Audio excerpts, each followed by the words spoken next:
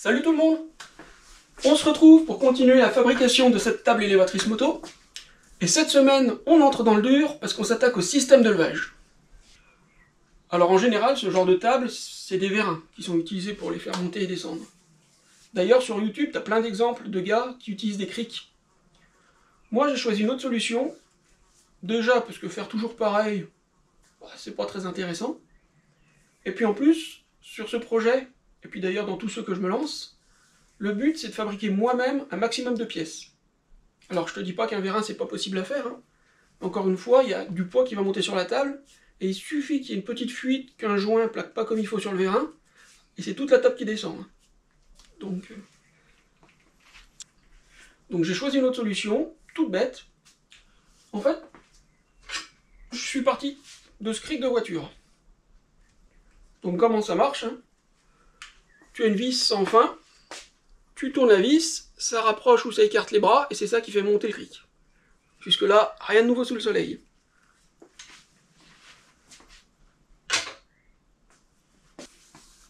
Quand on sait qu'une voiture fait à peu près 2 tonnes, ce cric il a une roue à la fois, il y a 4 roues, donc 2 tonnes divisé par 4, 500 kg.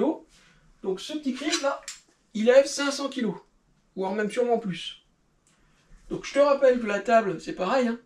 Les motos font 400 kg, la table fait 100 kg, on arrive aussi à 500 kg. Donc si ce petit truc lève 500 kg, elle devrait y arriver aussi. Le souci, c'est que la table fait 2,50 m de long. Alors je te laisse imaginer la longueur de la tige filetée si j'utilisais exactement le même système. Alors pour éviter ça, eh bien j'ai simplement déplacé la tige filetée. Au lieu de la laisser au milieu, je l'ai placée en haut, au niveau du plateau. Et au niveau des pieds, j'ai utilisé des pieds en croix. Alors par exemple pour les musiciens, les pieds de synthé, en réglant l'écartement, on règle la hauteur du piano. Ou bien messieurs, les tables à repasser, vous connaissez bien. Je crois que je viens de déclencher une crise planétaire avec mes conneries, mais au moins vous voyez de quoi je parle.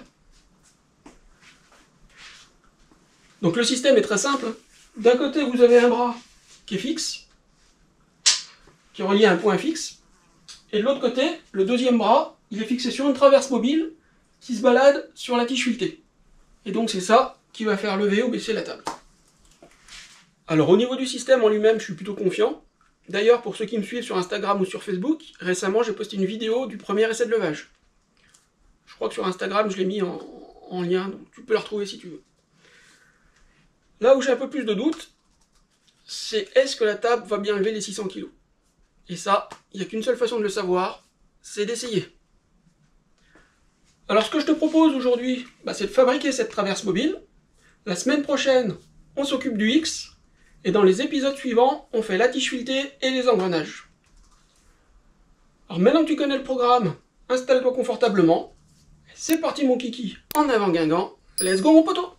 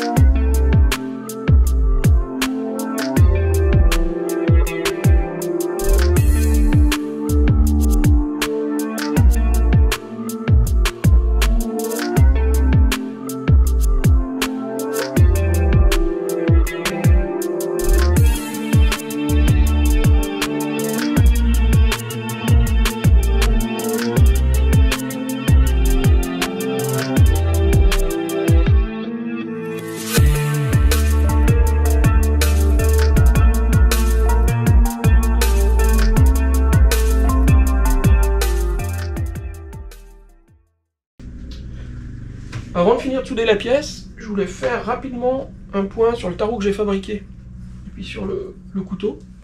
Tu as les 2 vidéos hein, dans la playlist. J'essaierai de te remettre le lien si j'y pense. C'est pas gagné. Donc concernant le couteau, bah plutôt content. Le barreau s'est très bien comporté. Il a fait le boulot. Rien à dire, la pointe s'est pas cassée. Tout s'est bien passé. Pour rappel, le barreau, je l'ai acheté sur Amazon. Donc si ça t'intéresse, tu trouveras le lien dans la description de la vidéo de la fabrication du couteau. Et pour le tarot, dans l'ensemble, j'en suis plutôt content parce que le boulot est fait, la pièce est faite, et fonctionnelle. Mais regarde un peu l'état. Il y a du dégât. Alors c'est pas grave parce que ça sera caché, hein. La pièce sera à l'intérieur. Et si tu dis rien, ça restera entre nous. Mais pour le faire, j'ai fait le sport de l'année. Si tu te rappelles bien, les dégagements, déjà les dégagements, il n'y en a pas assez. Les copeaux collaient, je m'en doutais, mais voilà. Je les ai fait à la lime.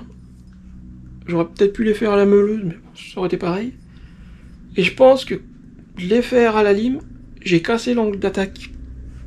Du coup, bah, pour faire le tarot, faut forcer comme un âne. Alors pour faire une pièce comme ça, ça va. La pièce est faite. Et si tu dois t'en servir tous les jours, bonjour les courbatures. Hein. Donc dans l'ensemble, ça marche, mais amélioré. Et puisque je sais que vous attendez tous ça avec impatience, démonstration. C'est là que ça marche pas. Je te rassure, j'ai essayé avant.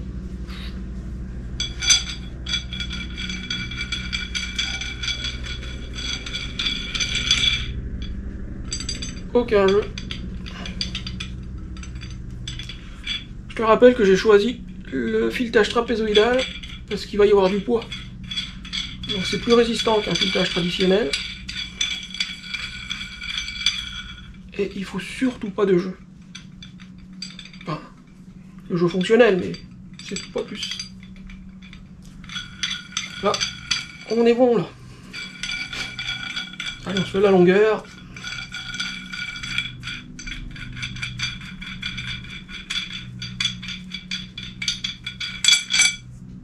Et voilà. Validé? Alors on continue.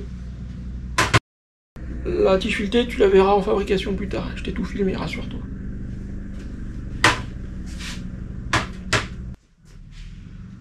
Pendant qu'on y est, je voudrais te parler de cette petite pièce qui est peut-être la plus importante de la table. D'ailleurs pour ça que je lui ai donné un petit côté abstrait. Hein. Habituellement, comme je t'ai déjà montré, les entraxes, je les fais de la longueur, enfin de la largeur de la pièce. Je fais un chanfrein de chaque côté, je soude, je meule et c'est fait. Cette fois-ci, tout le poids va reposer sur cette petite pièce. Tout le poids de la table pour la lever. Puisqu'en fait, je vais avoir un système d'engrenage, je vais tourner la manivelle, ça va actionner la tige filetée. En tournant, ça fera monter ou descendre la pièce qui sera soudée dans celle-ci. Bouge pas toi. Donc ça veut dire que si je soude comme d'habitude, tout l'effort sera sur une soudure. Hein. En général, dans ces cas-là, ce que je fais, j'usine un diamètre légèrement plus petit au sommet. Ça me permet d'avoir un petit rebord. De l'autre côté, je le fais normal, hein, tout plat. Mais là, comme ça, j'ai un petit rebord. Et je pense que tu as compris l'idée. Dans la pièce, je perce un premier diamètre de la taille que je puisse enfiler l'anthrax. Et de l'autre côté, je perce du diamètre de l'usinage. Comme ça, une fois que tu enfiles ta pièce, tu as non seulement la soudure, mais tu as aussi le petit rebord qui vient appuyer sur la paroi, et normalement tu as une pièce plus solide. Maintenant que tu sais tout, on va finir de la souder.